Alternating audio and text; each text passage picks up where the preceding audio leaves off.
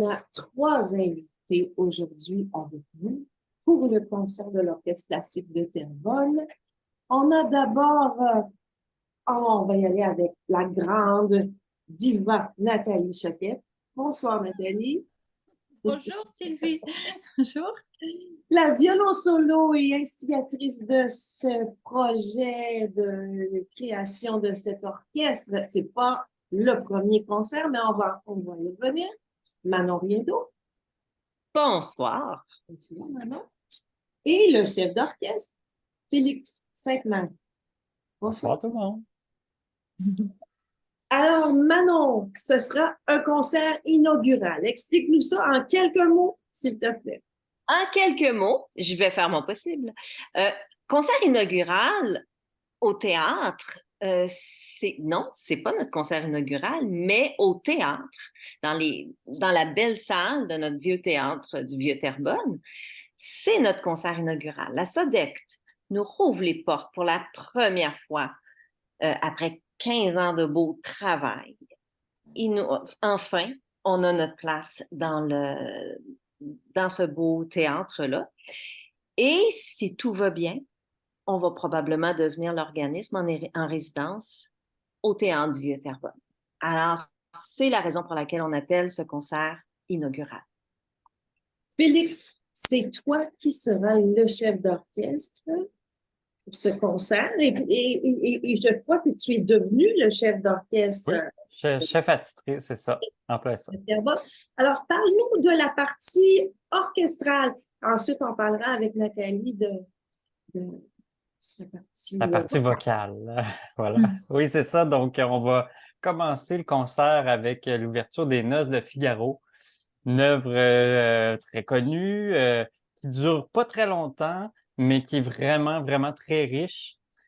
Puis ensuite, on va faire comme dernière pièce la symphonie numéro 7 de Beethoven, qui est une de mes symphonies favorites, je dois dire, avec la quatrième et la septième, ce sont mes deux favorites.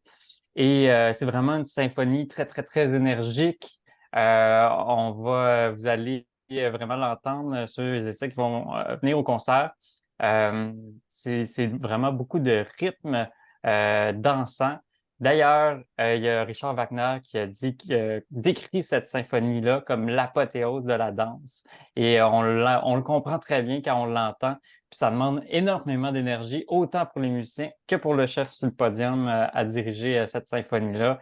Je vous le dis, c'est mieux qu'un workout de 50 minutes, c'est sûr.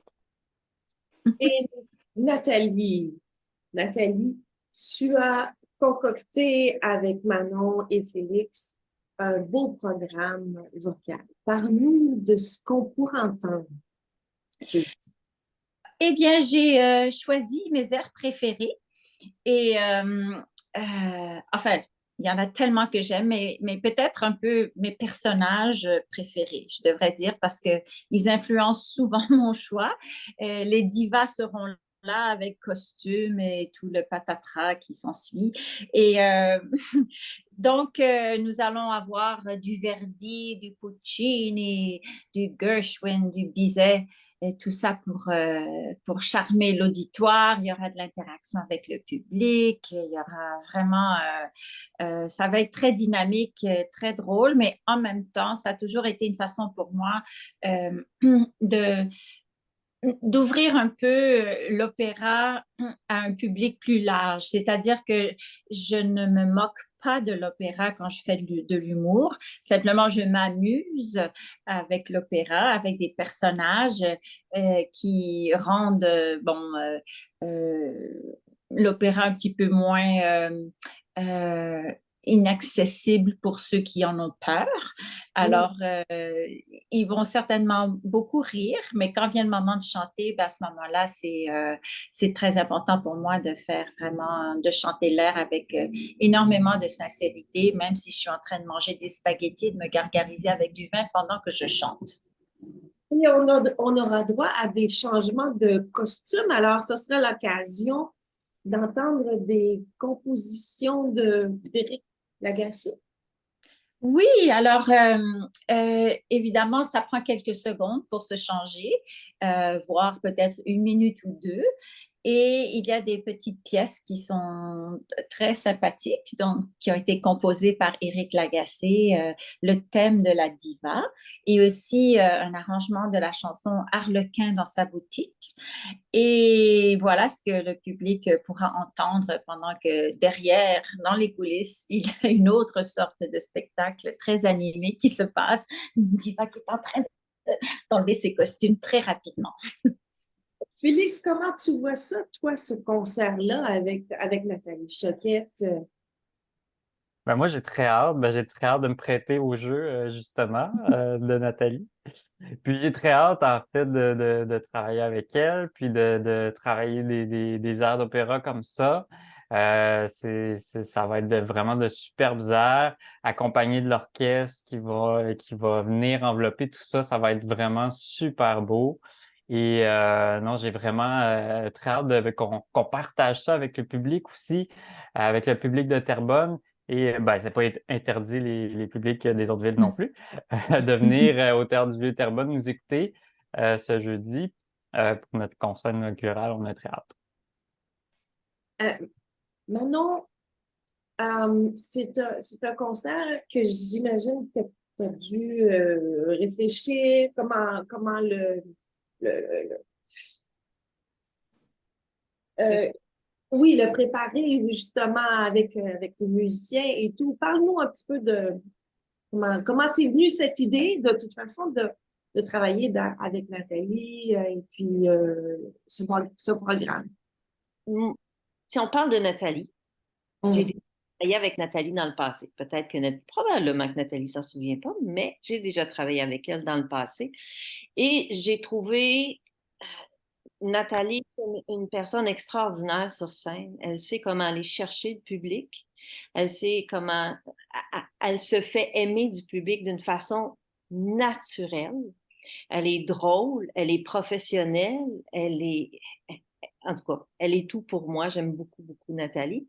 Alors, le fait de dire, OK, ce concert-là, il faut que ce soit un concert qui est accessible parce que Terrebonne, c'est nouveau, là. Un orchestre à Terrebonne, c'est nouveau. Fait qu'on ne peut pas arriver avec du Stockhausen. Il faut préparer le public à recevoir un répertoire qui va être accessible à tous et à toutes. Alors, bon, on s'est dit, les Noces de Figaro, ça rouvre bien, ça prépare le terrain à notre maestre Nathalie. Et après ça, Nathalie va rentrer, il va déjà avoir de l'énergie positive dans la salle grâce aux Noces de Figaro. Fait après ça, je me suis dit, OK, il faut donner de la viande aussi. Comme Félix expliquait tantôt, la 7e symphonie de Beethoven, c'est une symphonie qui est vibrante, qui est vivante, puis qui va laisser le public sur dire on a envie de revenir parce que c'est quelque chose de grandiose qu'on vient d'entendre ce soir.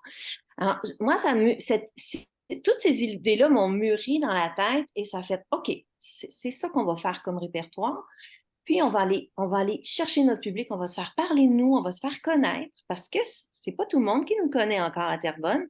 Et ce concert-là va nous ouvrir vraiment les portes au public en général. Félix, parle-nous un petit peu de tes expériences de chef d'orchestre. Ben là, tu arrives de Budapest. Raconte-nous un petit peu ce qui s'est passé à Budapest. Oui, ben en fait, ben c'était pas tout à fait à Budapest, mais en Hongrie, j'ai participé en fait à un concours de direction d'orchestre. Là, les gens, à chaque fois que je dis ça, hein, un concours de direction d'orchestre, qu'est-ce qui se passe là? Mais c'est ça, c'est comme un concours musical normal, mais au lieu d'instrumentistes qui passent un après l'autre, ce sont des chefs qui se relaient avec un orchestre qui est déjà sur place.